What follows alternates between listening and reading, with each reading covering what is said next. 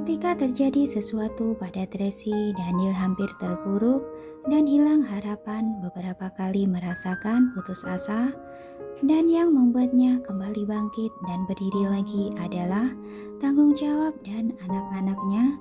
Tapi sekarang Tuhan Besar sudah tiada. Sebelum pergi, dia mengambil papan pelindung Daniel dan menambah lebih banyak tekanan pada Daniel, seperti ingin membuat Daniel bertanggung jawab akan ini semua. Sebenarnya Tuhan Besar sangat paham bahwa Daniel dan Tracy tidak dapat kembali bersama. Hasil terbaik di antara mereka berdua adalah berpisah dan tidak pernah berkomunikasi satu sama lain selamanya. Tuhan Besar juga tahu betapa gigih cucunya. Jika tidak ada tujuan dan motivasi yang dapat mendorongnya maju, dia mungkin tidak akan bisa bertahan. Jadi dia sengaja membuat kesulitan semacam ini. Namun Tuhan Besar tidak tahu bahwa ada masalah lain yang disembunyikan oleh Daniel. Setelah rapat direksi, Daniel kembali ke kantor dan hendak menjelaskan kepada Winnie mengenai tim pengacara. Tiba-tiba dia merasa dunia berputar dan dia terjatuh. "Presiden Daniel!" Winnie terkejut dan berteriak.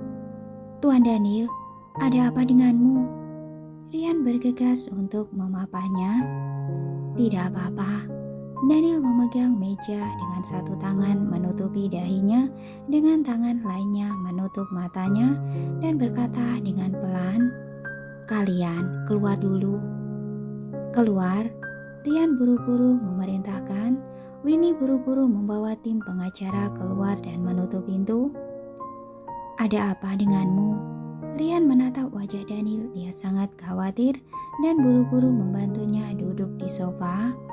"Istirahat dulu, aku akan mengambilkan segelas air."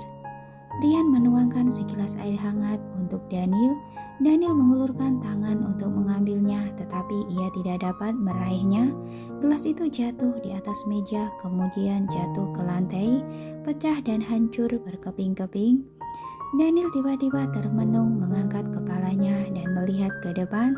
Penglihatannya sangat kabur, hanya bayangan Rian yang bisa dia lihat, tetapi wajahnya tidak bisa terlihat dengan jelas. "Anda pasti terlalu lelah," kata Rian sambil merapikan pecahan gelas. "Anda belum tidur selama 7 hari berturut-turut. Masalah lainnya jangan dipikirkan dulu. Anda harus istirahat dengan baik." Daniel menutup matanya dan menunggu waktu yang lama baru membukanya. Pada saat ini penglihatannya kembali membaik lagi. Dia menghela nafas lega, mungkin karena dia benar-benar lelah. "Bertemu dengan tim pengacaranya besok saja. Sekarang Anda kembali dulu istirahat." Rian menatap wajahnya yang pucat. Itu membuatnya sangat cemas. "Tuan, tidak bisa terus lembur seperti ini."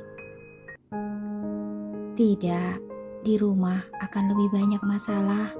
Daniel mengangkat tangannya untuk menutupi dahinya. "Antar aku ke Hotel Ponik." "Baik." Rian memulangkan semua orang dan berkata bahwa Presiden Daniel sekarang harus beristirahat dan dalam 8 jam ini tidak boleh mengganggunya. Bahkan jika langit runtuh, harus membiarkannya istirahat dulu. Winnie bertanya dengan cemas, "Apa yang terjadi dengan Presiden Daniel? Apa dia sakit?" "Dia terlalu lelah. Dia belum tidur selama 7 hari, 7 malam. Banyak pekerjaan yang menunggunya setiap hari. Dia harus segera istirahat. Kalau tidak, tubuhnya tidak akan bisa bertahan lagi." Rian berkata dengan penuh emosi, "Aku akan membawanya ke Hotel Ponik. Untuk masalah lainnya, kamu tangani dulu. Besok pagi baru bicarakan dengan Tuan Daniel." "Baik, aku mengerti." Winnie menganggukkan kepala. Rian membawa Daniel keluar dari pintu belakang, masuk ke mobil dan langsung pergi ke hotel. Namun mereka menyadari bahwa di sepanjang jalan wartawan mengikuti mereka. Rian sangat marah dan segera meminta Hartono dan yang lainnya untuk pergi menanganinya. Akhirnya ketika mereka tiba di Hotel Ponik, mereka menemukan ada reporter yang berjongkok di sana. karena mereka pernah bertemu dengan Daniel di sini sebelumnya, sehingga mereka berpikir bahwa mungkin Daniel akan datang ke sini. Rian harus mengganti tujuannya dan berkata pada Daniel, "Tuan Daniel, Hotel Phoenix tidak aman. Bagaimana jika kita kembali ke villa sisi selatan?" "Iya." Daniel memegang dahinya dan hampir tertidur. Rian tidak berani mengganggunya lagi, jadi dia menyuruh Hartono kembali ke villa sisi selatan.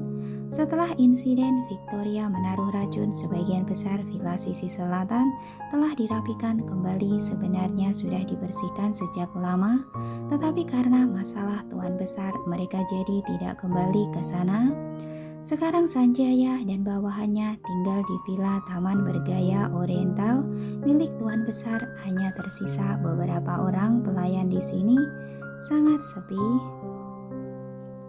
Mobil melaju ke halaman dan semua orang menyambutnya. Hartono buru-buru memberi isyarat kepada semua orang untuk tidak mengganggu Daniel. Daniel memang benar-benar lelah. Dia bersandar di kursi belakang dan tertidur. Rian menatapnya dengan kasihan, tidak ingin membangunkannya. "Ada apa? Ada apa dengan Tuan Daniel?" Bibi Riana bertanya dengan suara pelan. "Dia terlalu lelah, kembali untuk istirahat." Hartono berbisik. "Bibi Riana minta seseorang untuk membersihkan kamar, lalu siapkan air hangat agar Tuan Daniel bisa mandi." "Oke, aku akan segera menyiapkannya." Bibi Riana bergegas mengaturnya dan meminta orang dapur menyiapkan makanan. Daniel masih tertidur di dalam mobil. Tiba-tiba suara guntur membangunkannya. Dia membuka matanya dan tanpa sadar berkata, "Badai petir." "Iya, akan turun hujan." Rian berkata dengan lembut. "Tuan Daniel, turunlah dan istirahatlah di kamar. Bibi Riana sudah menyiapkan air hangat untukmu." Daniel menyeka wajahnya yang lelah dan memerintahkan, "Pergi ke villa sisi utara." "Hah?" Rian tercengang. "Sekarang ini?" Dia takut petir. Daniel menepuk-nepuk wajahnya agar tidak mengantuk. "Jika ada aku di sisinya, dia akan jauh lebih baik." "Ini cepat," Daniel memerintahkan dengan tidak sabar. "Aku..." Rian ragu-ragu sejenak lalu berbisik, "Aku dengar Duke Louis ada di sini dan sekarang dia tinggal di villa sisi utara." Mendengar kalimat ini, Daniel tercengang. Wajahnya tiba-tiba menjadi murung seperti langit yang sedang mendung saat ini. "Jika kita pergi sekarang, mungkin kita tidak dapat masuk," Rian berkata dengan pelan. "Anda terlalu lelah, lebih baik istirahat di rumah." Daniel tidak bicara apapun. Dia mendorong pintu dan keluar dari mobil. Rian segera mengikutinya. Dia kembali ke kamarnya melihat tempat tidur besar yang familiar dan foto pernikahan di samping tempat tidur. Suasana hati Daniel sangat rumit. Dia berdiri di ujung tempat tidur, diam-diam melihat foto-foto itu. Di benaknya muncul banyak peristiwa masa lalu yang indah. "Tuan Daniel, ayo makan dulu." Bibi Riana membawa semangkok mie daging sapi. "Aku baru saja memasaknya untukmu. Makanan favoritmu ketika Tuan masih muda." "Baiklah, terima kasih."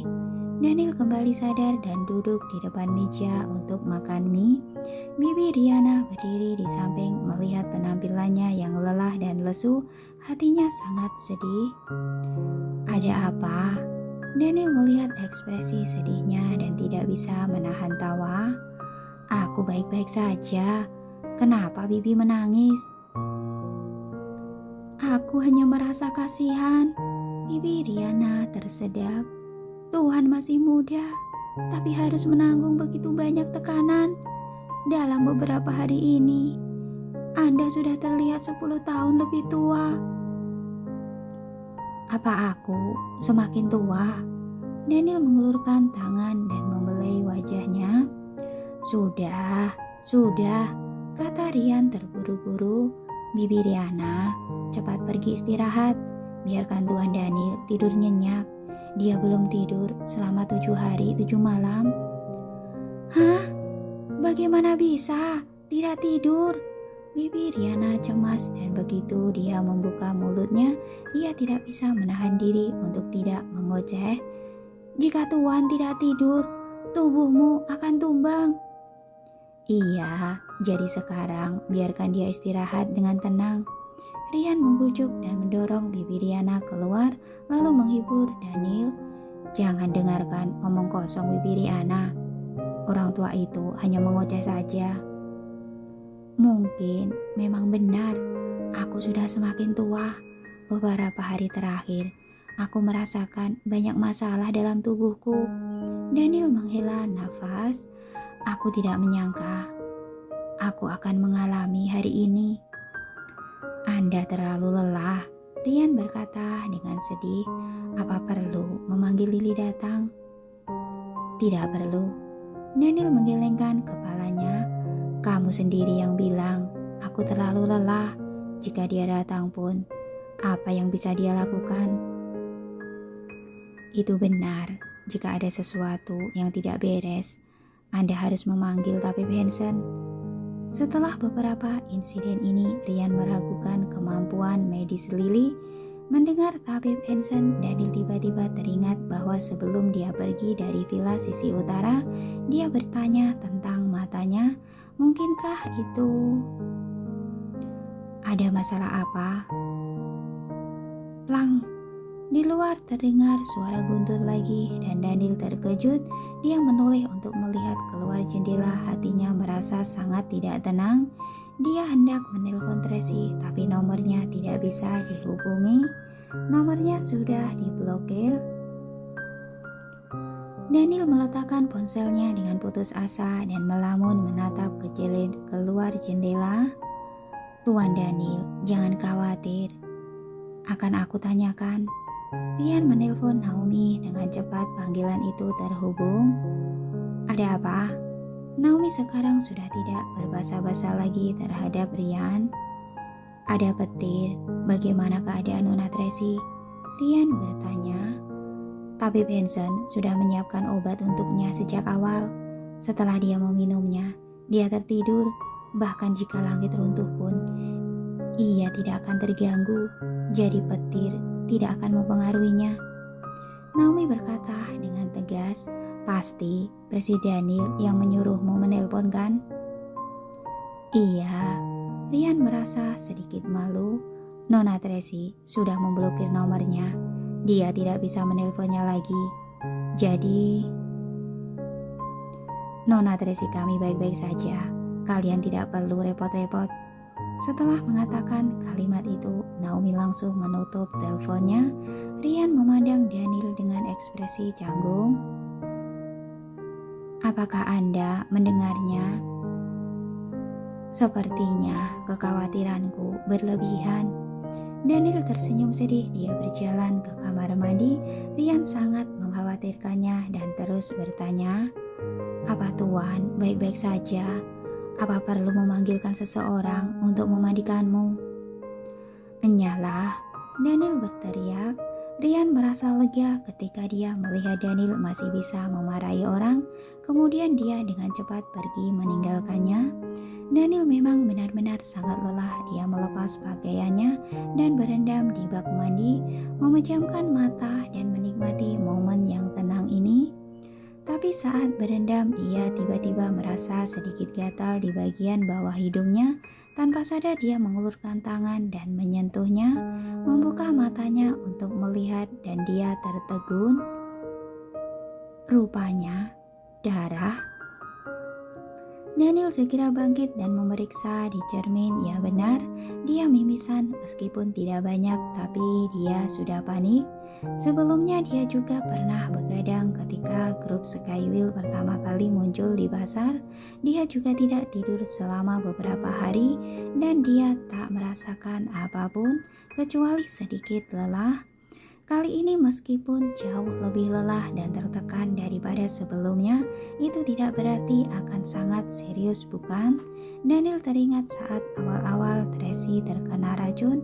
Awalnya dia mengalami sakit kepala suara yang tak tertahankan dan kemudian dia mimisan. Apakah dia sama seperti Tracy waktu itu diracuni? Pikiran ini melintas di benaknya, hati Daniel bergetar dan tiba-tiba ada firasat yang tidak enak. Namun dia tidak merasakan sakit apapun, hanya penglihatannya saja kabur 2 kali dan sekarang mimisannya juga sangat sedikit. Dia seharusnya tidak keracunan. Dia selalu berhati-hati dan semua makanannya sudah melalui pemeriksaan. Seharusnya tidak apa-apa, tidak akan terjadi apa-apa. Tepat saat dia sedang berpikir, dari luar terdengar suara telepon berdering. Daniel mengenakan handuk mandi dan keluar untuk menjawab telepon. Halo, Papi. Rupanya telepon dari Carla. Carla, ada apa denganmu? Daniel buru-buru bertanya. Apa kamu merasa tidak nyaman atau terjadi sesuatu? Aku tidak bisa tidur. Aku merindukanmu. Carla menahan suaranya dan sedikit terisak. Papi, apa Papi baik-baik saja? Apa Papi lelah? Papi baik-baik saja, tidak lelah.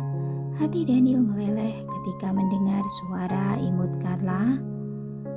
Papi, ketika aku sembuh, apa Papi akan datang menjemputku?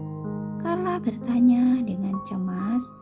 Tentu saja, dasar bodoh. Daniel berkata dengan lembut. Sekarang kamu dan Mami membutuhkan perawatan dari kakek Hansen dan tidak dapat dipisahkan. Ketika sembuh nanti, pasti Papi akan menjemputmu. Baguslah. Carla menghela nafas lega dan kemudian terisak lagi. Sebenarnya aku tidak rela berpisah dengan Mami dan Kak Carlos, juga tidak rela berpisah denganmu. Tapi kami bertiga sudah berdiskusi. Jika Papi dan Mami berpisah, Kak Carlos dan aku akan tinggal bersama Papi dan Kak Carlos akan ikut dengan Mami. Karena Kak Carlos lebih pintar dan bisa melindungi Mami, Kak Carlos dan aku berada di sisi Papi. Meski tidak ada Mami, demi kami, Papi pasti akan tetap berjuang untuk bertahan hidup. Jadi, Papi jangan salahkan Kak Carlos. Dia juga mencintaimu. Bodoh. Mata Daniel memerah dan suaranya sedikit serak. Mana mungkin Papi bisa menyalahkan kalian. Papi mengerti. Papi. Carla batuk beberapa kali, kemudian dia bersembunyi di bawah selimutnya dan berbisik.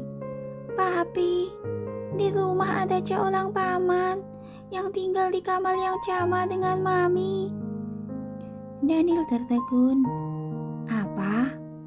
Tinggal di satu kamar? Iya, Carla berkata dengan sedih. Paman itu tersenyum dan terlihat sangat baik, tapi aku tidak menyukainya. Lagi pula, dia bukan papiku.